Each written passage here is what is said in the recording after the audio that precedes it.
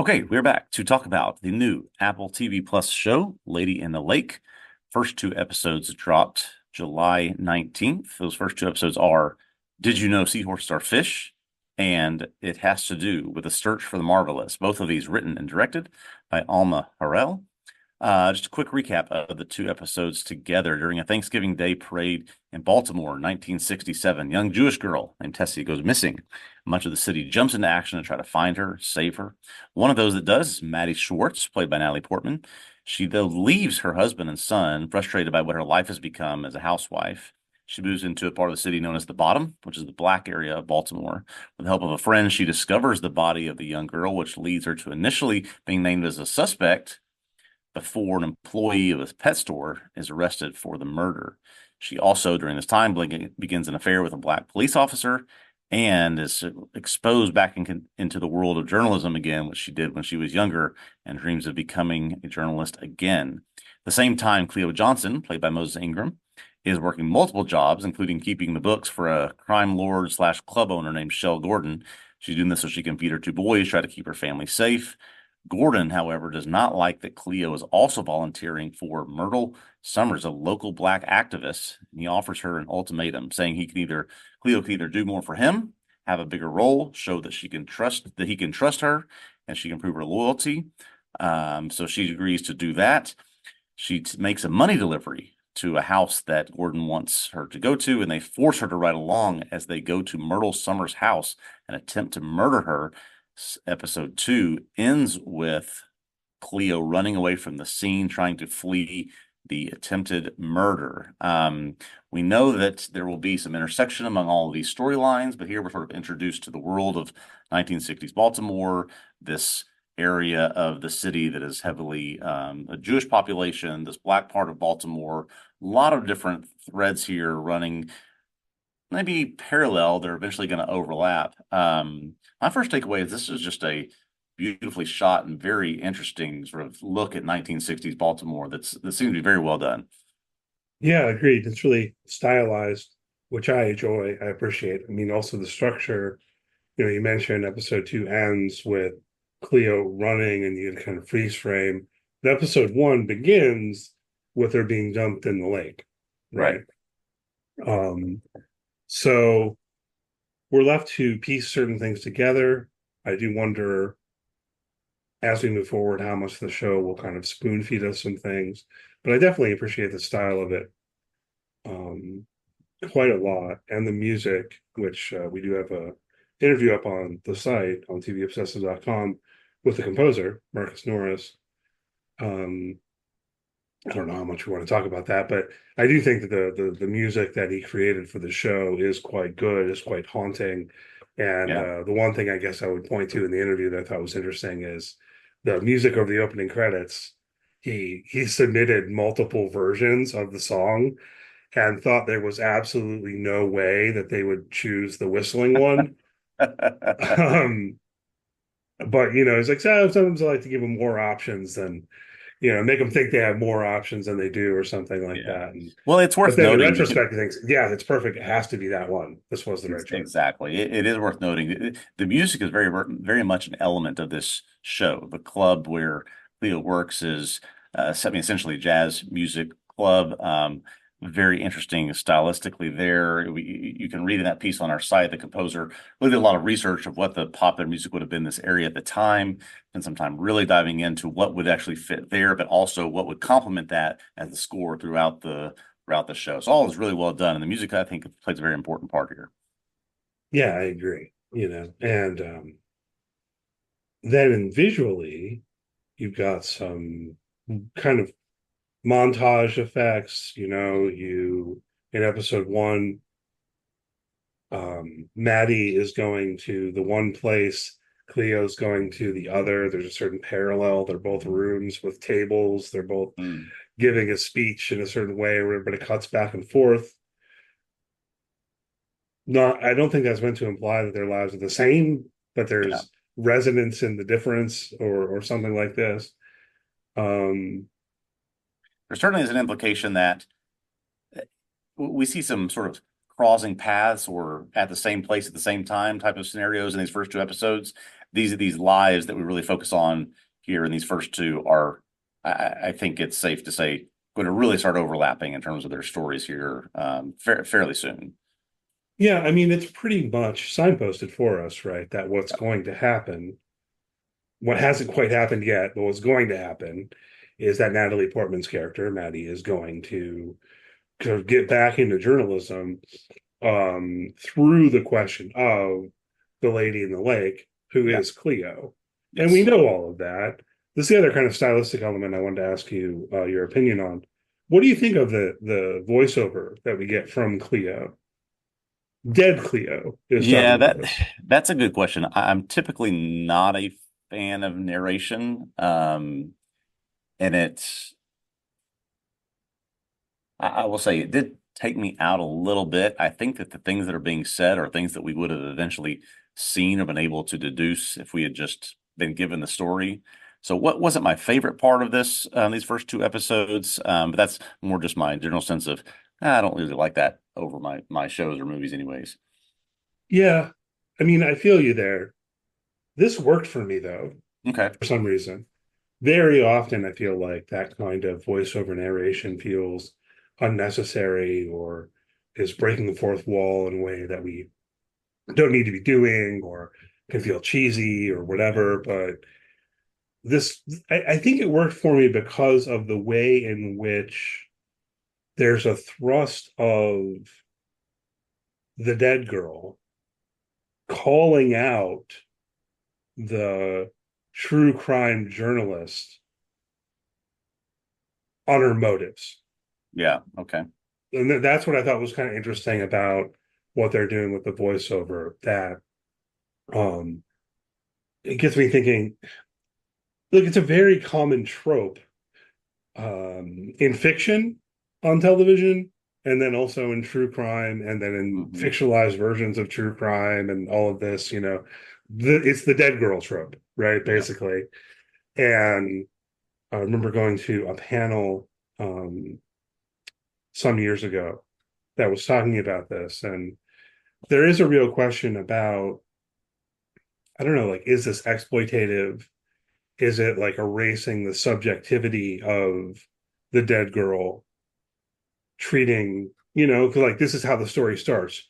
They Yeah. find the dead girl wrapped in plastic, right? Although I think Twin Peaks does it well. But, um, there's all sorts of stories like this. Yeah. So the way in which Lady in the Lake is giving subjectivity to Cleo by showing us a bit of her life before her death, Hmm. I think that's great. But then also carrying it over into what I mean, it's kind of, I take the point that you made about it, right? There's a question of how it lands for you, but at least at a kind of conceptual level, that in particular is what I appreciated about it, I think, is that she was in this voiceover really suggesting that Maddie was kind of exploiting her death and her subjectivity in a way. Yeah. And the only time they really see each other, I think maybe the only time they see each other is in that whole thing with the dress, Right. where at the beginning of that, Cleo is the model in the window, a living mannequin, as it were, sort of an object Yeah. more than a subject. And I wonder, as we move forward, if Maddie knows that Cleo was the woman who was wearing that dress in the window, if she remembers, if she'll ever acknowledge that, if that fits in, or if she doesn't. I think there's an equal chance that she doesn't. She becomes fascinated with the lady in the lake without ever knowing, Without without ever ever knowing. realizing that. Yeah, I could frankly see both sides of that, and then ask the question, really, will it matter to Maddie, who we can see herself going down this path? Probably not. It's been interesting to focus on these groups that we've seen so far. We've seen a well-to-do Jewish Baltimore family, but the wife who is, I don't know, we're made to believe sort of subservient or just sort of has to do whatever her husband says to be a good, good Jewish wife. And then sort of tying that to um, just the struggles of Black Baltimore in the 1960s and how these are about to overlap. I do, as you said, thrust pretty fast into the story here of both Missing Girl, Natalie Portman's, Maddie's life, Cleo's life. We are thrust quickly into this, and two of those characters, at least I would imagine by the next episode, are going to disappear. Tessie's already gone. We know Cleo is going to die. So maybe we do need some of these things to explain, okay, not even just motive, but also a little bit more context about this path that Maddie's clearly going to go on for these next, I think we have 5 more episodes. Yeah. I mean, there's kind of immediately almost four stories, I think, that you Hmm. just hit on, and at least three mysteries, Yes, right? Insofar as we don't know exactly what happens to Cleo. It's really tempting to just fill that in, you know. But we don't actually see her die, right? Beginning of episode right. one, we see her being dumped in the lake, wearing the blue coat that she's wearing at the end of episode two when she's running down the sidewalk. Um, it's easy enough to imagine those guys catch up with her, kill her, go dump her in the lake. But we don't really know. There's a mystery about the details there. I think there's still a lingering mystery about Tessie. Maybe we'll talk Yeah, about that a little bit more in a moment. But just enumerating things, there's also a mystery, I think, about Maddie, her past with Alan, um, what exactly happened there, what exactly happened between her and Alan's dad, who I think we decided his named Hal, but we're not positive, Mr. Durst. And you get these quick, relatively quick shots in this show where if you aren't paying close attention, you might almost miss it. Or I found myself yeah. thankful that I wasn't taking notes as I often do as I was watching, because if I'd been distracted by taking notes, I might have missed some of this stuff. Um, are there more mysteries, or at least those three? Yeah, that's a good Uh, question. I think those are the ones that I noted. Yeah, so Maddie's life, Tessie's death, Cleo's eventual death. Um, but what I found funny about those it's Maddie's story, which is really rising above in terms of what the primary mystery might be, or where we're going. I think if you'd asked me before I started this show, I would have said, oh, this is going to be like a whodunit, right? You've got a girl goes missing and a woman who is murdered. We're going to spend this season watching Maddie, aka Natalie Portman's rise into investigative journalism. She's going to solve this murder, but it doesn't appear to me that that's what this is going to be about. It's more of a people in this show seem to be trying to escape their circumstances and trying to sort of show what they are capable of, and it doesn't seem like we're going to solve Cleo's murder through the next five episodes. yeah, I mean, it almost feels more about Maddie's character development. Yes, absolutely. Um, and so maybe we should start with this question. Why does she leave Milton? Why is she so upset about the missing girl, Tessie? Yeah, Right. I mean, look, everyone's upset. They're putting out search parties every 45 minutes or whatever. But her husband, Milton, as much of an asshole as he seems to be, yeah, does kind of have a point of like, why are you in yeah, particular so upset? And I think there is kind of a question there. And then she's so upset that she mixes things up and she uses the dairy plates for the meat. yeah, yeah. Not kosher, Not you kosher know? at all, I at mean, all. Yeah. and So I here, don't know. here's I kind of here's my take on it. First of all, Brett Gelman, I mean, very, very good as her husband. Milton, Brett Gelman is known, I guess, most recently as playing Murray on Stranger Things. Um, so my take on this is I think that Milton has making their life about the things they cook, the dishes they put it on, the people they come to serve, the people they're trying to connect with, those are the most important things to them. They're important to him, so he's making them so that they have to be important to her as well. And her life, she's just tired of her life being, did I get the right kind of lamb? Did I serve it on the right kind of dish? Did I, play the right role here as the housewife? Did I, did I do the right things in service to my husband and son? Whereas there are literal young girls getting kidnapped and murdered and thrown in lakes. That's the thing I want to.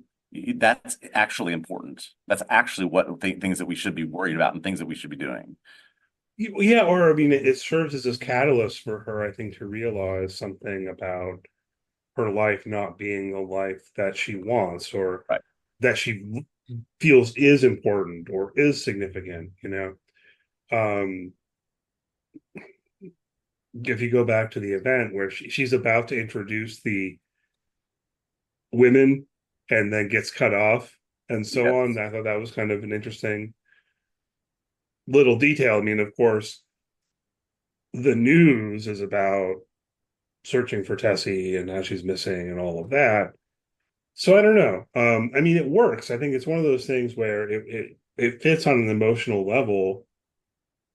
There wasn't any way in which I found it implausible Hmm. that she would, in this moment, leave her husband, go live in this apartment in the black part of town, and all of Yeah. that. I mean, I thought it worked. And I thought it felt plausible, but it seems like this is primarily her story in this way, and there's And, questions and about and I what think happened in that the past and doesn't so she on. say at one point that she's been trying to do the right thing or please people for 20 years or something. And so I think this story of what she was supposed to cook, how she was supposed to serve it, in my mind, I sort of once I heard that stretched, okay, if we've been having these types of conflicts and conversations for 15 or 20 years, then I can see the point where, okay, I've snapped now after so many of these things, particularly on the same day that this girl went missing. I guess I just sort of extrapolated that conflict that they had into that many years, and her just saying enough is enough. Right. Well, and I mean, I don't know. We're filling things in, but I would guess my read of it would be speculating a little bit. There haven't been perpetual conflicts and arguments between them and so on. Hmm. Rather, when she was young, she dreamed of being a journalist. She was into surrealism, Yeah, all of this. Then whatever happened exactly, which I feel like in some of these quick shots, maybe there's an indication that she had sex with her boyfriend's father or something. yeah, yeah, Um, I don't know that we know for sure. Alan stands her up for the prom. We get that detail. Whatever happened through all of that, I think leads to, in her past, her giving up those types of dreams and ambitions yeah, and deciding to pursue a life as a wife. And so I think that in those intervening years, she's mostly been a subservient wife, right, correct. particularly because he thinks, look, this is coming out of nowhere. Right, But right. from her perspective, she's finally snapping in line with what you were saying.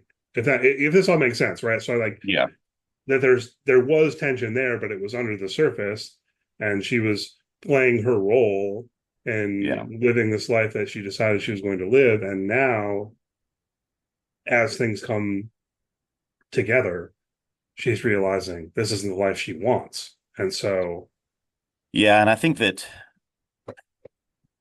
Milton saw nothing wrong with what was happening, even up to the point where she takes the dishes and throws them and breaks them and says, that's it. I'm out of here. It's just this is the what our life is. This is the role I have to play. This is the role you have to play.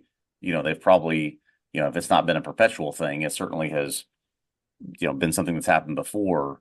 And he didn't see it as any big deal until she decides to storm off, kind of like what you're saying. well, I don't know. I think he views it as a bigger deal that she put meat on the dairy dishes. Certainly, yes, She yes. she made a mistake um that's ruined things. They can't eat now, Right. and so on and so forth. I hope people get the extent to which I think I already made this point, but I want to make it again. From his perspective, from this cultural perspective, and if you're caring about keeping kosher and all of that, as I understand things, Yeah. he's not wrong. No, he's not wrong in that specific instance. Yes, you're right. You're right about that. So I I just think think a he lot of also people might watch that and yeah, I think he also doesn't think that he's wrong about his reaction to it. And she just can't get on board with that type of response or reaction anymore. Right. That's what led me to believe that this is not the first time. This is, she's received some of that, whereas he's maybe yeah, done it many times over the past and doesn't think anything of it anymore. yeah. I mean, I think okay, fair enough. Yeah. Think Yeah, things along these lines or whatever. I guess I'm just imagining. I don't think she's made a mistake like that before, I see. Okay. if that makes sense. You Yeah. know, Yeah. because within the cultural perspective we're talking about, it actually is a pretty big mistake. It's like Yeah. Oh, absolutely. you ruined Absolutely. dinner, right? Yeah. Um, And can I use this as a moment to say, I after watching Natalie Portman play this role as Maddie Schwartz and really just doing an exceptional job as a middle-aged Jewish housewife with in terms of the mannerisms, the language, the accent, all of this. I went and look. I did not know that she is half Israeli, born in Jerusalem, knows the language. So I mean, she really is the perfect person to play this role. I just was completely ignorant to that. I thought she was, I'd known that she'd done some stuff in New York. I thought she was just from that area, but no, her family is from that region originally. yeah, I wasn't aware of this either. I mean, I think she moved to the US and when she was a kid, Yeah, for whatever that's worth, looking into this. But it does make her kind of perfect for the role where part of what's going on is you get these backhanded compliments about her not looking Jewish. yeah, Certainly there is commentary going on about race relations in this hmm show in a couple of different directions. Um, I don't know how much we have to say about that today. I'm sure we'll have more to say about it before the show is over. yeah. I think, and on that, I just want to touch on.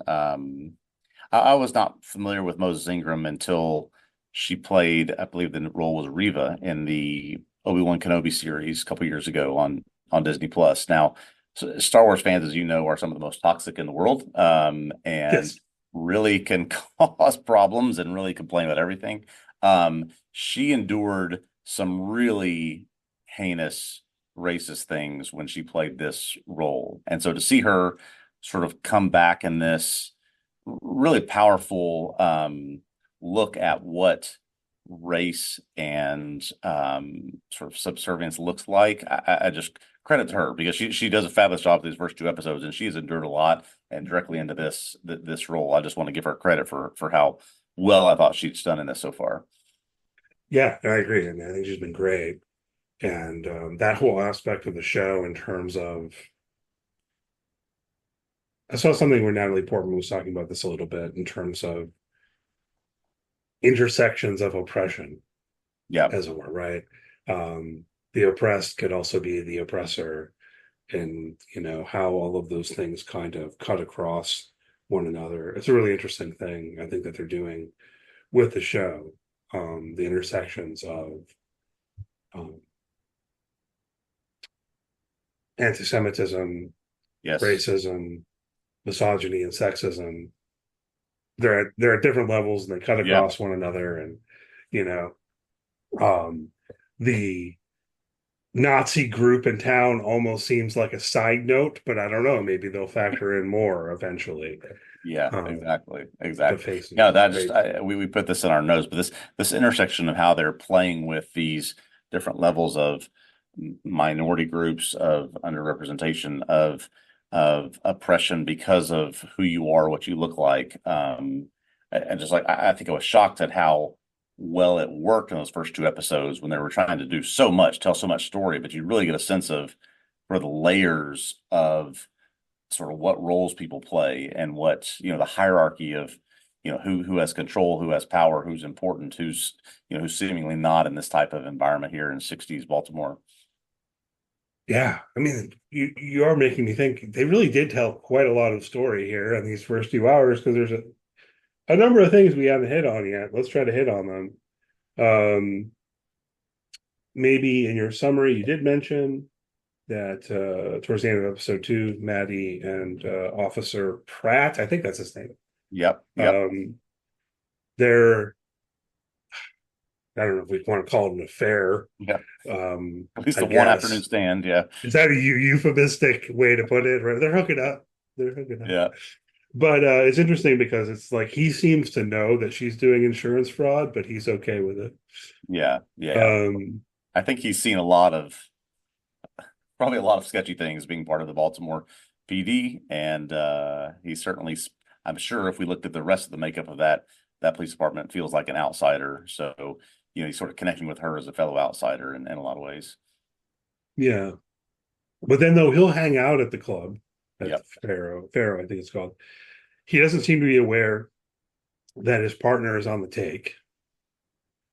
You have the scene where Reggie, the guy with the black eye, Mhm.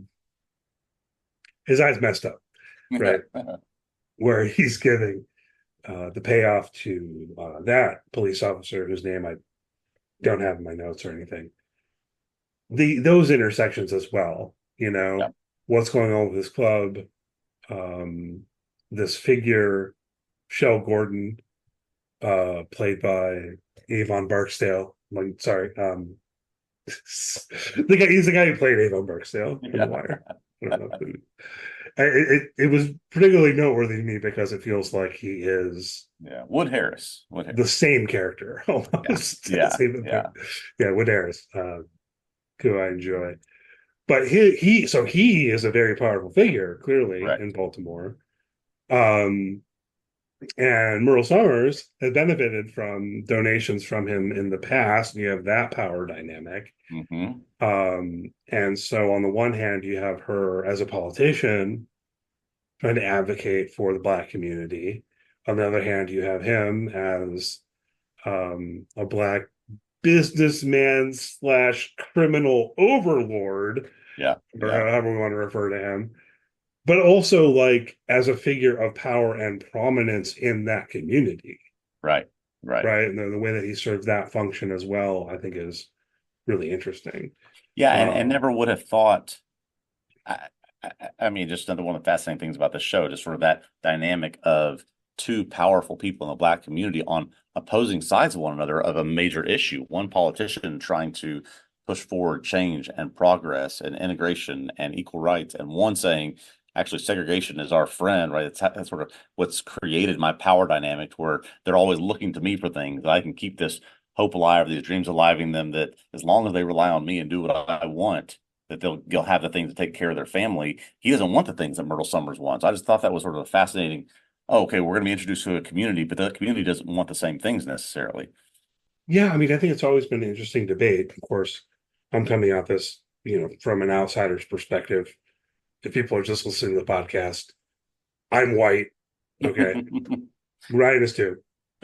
Um, so, well, we're not speaking, we can't speak on this from the perspective of within the Black community. But I've always thought it was interesting as a debate that I'm aware of a bit historically, right along those lines, right? Hmm. Like, that is the goal, integration and so on, or is the goal rather strong Black communities, Black Wall Street in Yep. Tulsa, Yep. Harlem, for example. There was another. Um, I'm just trying to mention this off the top of my head, but are you aware of? I can't think of it now. In New York City, there are a couple of things that happened that were pretty messed up. But one of them was when they decided to just like destroy this Black neighborhood to make it Central Park. Yeah. Yeah. Yeah. Um, and I think clearly the show I mean, it's commenting on all of that. You have when Slap gives his stand up, he makes reference to Tulsa and so on and Careful. so. Careful. Yeah. Yeah. No, those jokes Um, are, we cannot repeat those jokes. oh, I'm not telling the jokes. I'm not telling the jokes. But all people are aware of what happened in Tulsa in what was like 100 years ago. I'd have to double Yeah. check the date. Historically been referred to as a race riot. It's basically a massacre, you know. Um, but so then I guess to just follow out that thread to the end, my impression was that Cleo was taking money to this guy Duke Hmm. from Shell to Yes. pay Duke to kill Myrtle. Is that how you read this? That is the impression I get that there's a payoff happening here. Um, I don't think Cleo was meant to be on the ride along to go a part of this, but Myrtle has distanced herself from Shell. She is working in opposition to what he wants. So he's put out a hit on her and has hired these guys or guy to go and try to murder her. And it just so happens as Cleo's trying to work her way up in the organization, she gets wrapped into the we're going to go do this. You're coming with us because you're a part of this now. That was my impression of what happened. Yeah. And but I do wonder actually if Shell intended for Cleo to go, Yeah. or if he intended for Reggie to go, and Reggie passed it off to Cleo, maybe because the cop told him he should say lay low for a minute because of the possible suspicion on him over Tessie's murder. Yeah. I think it almost took it as a combination of those things where Cleo was just wrong place, wrong time. But the other guy was told, yeah, you need to back off for a minute. I'm just thinking to send her into that situation, you Yeah. know, even if you're Shell Gordon. I feel like he would. I kind of feel like he wouldn't do that. I don't know. We'll see. I'm speculating about what's to come, but definitely that was my read that um, he was paying this Duke guy to kill Myrtle. I found that a little bit surprising, I guess, that Yeah. it was going that far as to say we need to kill her. They go to the door, shoot through the door. We don't know for sure whether they have killed her or what, because then this guy runs out after them with a shotgun and so on. We follow Cleo. She gets out of the car, runs down the street. Freeze frame. Episode two is over. And so I think, all right, I think that puts a bow on that part of it. Yeah. Any other thoughts on this part of it? There is still the mystery, as you alluded to earlier, of Tessie, and do we have the right person in custody here for her kidnapping and murder? Yeah, I wanted to go back to that then, right? Because look, this is based on a book. It's based on a Laura Lippman novel of the same name, Lady in the Lake, and I'm sure this is there in the novel, and I'm sure this is part of what makes people want to adapt it and why it was so acclaimed. It's two dead girls, right? We've got two different murder mysteries at play here. Um, and I found myself thinking about this since I watched it, because as I watched it, I weirdly kind of bought that the weird fish guy with the gas mask, whose name is Stefan, Yeah. was the killer. But in retrospect, I feel like the show almost tells us that he was not. How so? There is this brief scene, and it's only like 10 seconds long. It's after Cleo's taken off the dress in the store to give it to Maddie, and she asks for her clothes. There's this brief scene where Tessie is bound on the floor and Mm, Santa Claus is holding a seahorse in a fishbowl. right. Did that happen? That's a very good question. Clearly she was in the fish store, so is she seeing actually someone with in a Santa Claus suit with a fish? I don't know. That took more of just hallucination or just you're in a situation where you've been kidnapped and you're knocked out. I have no idea. I don't know Yeah, how to justify us being in the same room with Santa Claus and a fish. maybe it's a hallucination. Maybe it wasn't really Santa Claus. Maybe Yeah. that was Stefan, and we're from her perspective, it's like she's seeing Santa Claus. There's some other little stuff like that, right? Like there's a point when he gets taken by the cops that it's like he sees Tessie in the pet store in that moment holding a Yeah. fish. that definitely seems like a hallucination. He's seeing So his when before they're captured, he's seeing his mother as like being loving towards him and really giving him affection when actually she's tied up and he's like dancing with a broom or something before he's captured. Yeah. yeah, it's a mop. But Yeah. anyway, he's dancing with a mop and a gas mask. And so I don't know. Yep. This is just one question I have is okay, it is a weird little guy, right? Yes. He's weird, he's creepy, and that made me more than willing to conclude that he is the murderer. Yeah. Yeah. But I find myself wondering in retrospect whether he's just a weird, creepy guy who likes to get into a bathtub naked with little fishes wearing a gas mask. And that doesn't necessarily mean that you kill a little girl, Yeah. right? It was a very, I think, common trope of abusive, destructive mother causes him to behave in some sort of subhuman or really I don't even know how to describe how he's behaving. We don't see him take her. We just sort of see the environment that he's living in, the odd things that he does. That this store is the last place that she was before she goes missing, and that apparently she had some of the stuff from the fish tanks under her fingernails. And so it's a pretty easy line to draw, but that doesn't necessarily mean that that's the right one that we should be drawing. Yeah, I guess I just wanted to note from a viewer's perspective that we don't see what happens, and we can jump to the conclusion that he killed her, but we don't know that Right. for sure. We didn't see it. Yes. Well, further, what we did see is this weird little scene with Santa Claus and a seahorse in the movie, right? I mean, so it's like not only did we not see Yeah.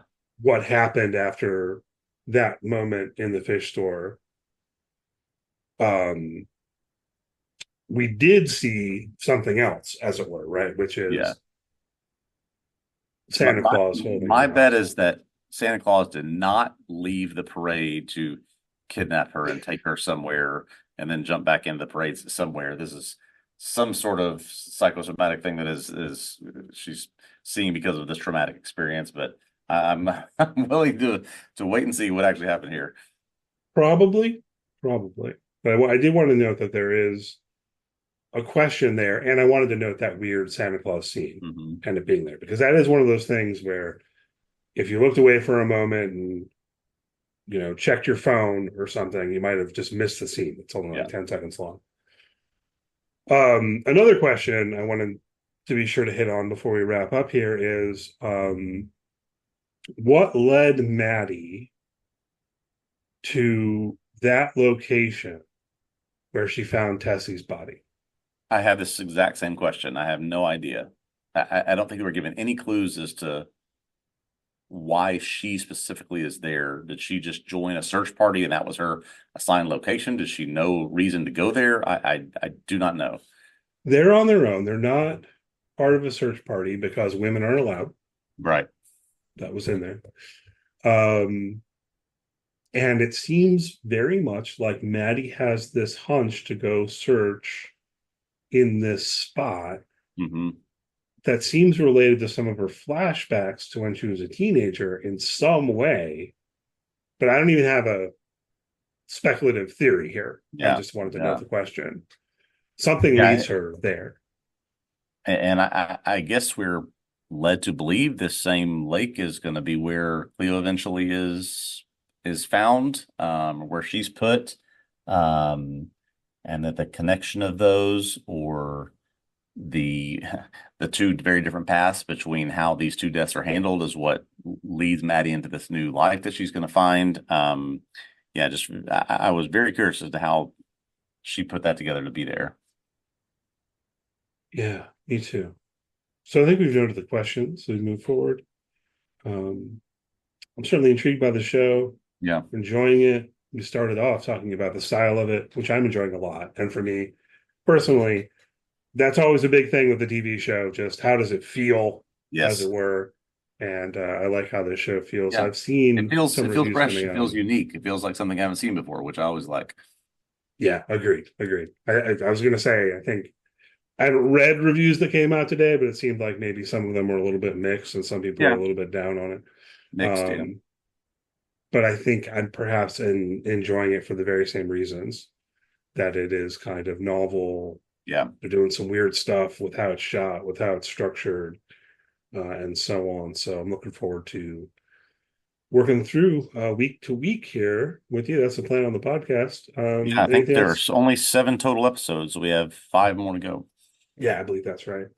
Anything else you want to say about these two before we I think get that's it. I think we covered everything we want wrapped to. up here? I think so. It's kind of a lot when they do this, when they drop 2 episodes and we decide to talk through 2 episodes. I think that's part of what I'm feeling. And I'll Yeah. feel a little bit better when we're down to just one episode to dig into and Yeah. don't have to try to shove so much in or feel like I'm forgetting to mention things. But all right, so I think this is great. We will be back next week to talk about Lady in the Lake episode 3. Long titles on Long this. titles. I was the first to see her dead. You were the last to see her alive. Whoever her is in those sentences, we will find out. And yeah, we'll be back each week working through Lady in the Lake on Apple TV Plus. So hopefully you'll join us. In the meantime, read TVobsessive.com. We do have an interview with the composer on this show. We don't have anyone writing weekly recaps, so you are left to the podcast for that. Hopefully you're listening. Follow us on social media. Check out the YouTube channel. Like, subscribe, leave a good review, comment. You can yell at us if you want. My understanding is like YouTube comments are good Always, for yes. the algorithm. That's right. You know, No matter what they are. you can spam bot us. That's fine. I'm just kidding. Go spam bot us. That's annoying. Anyhow, we'll leave it there. As always, thanks for listening, and we'll see you next week. Yeah, looking forward to it. See you next time.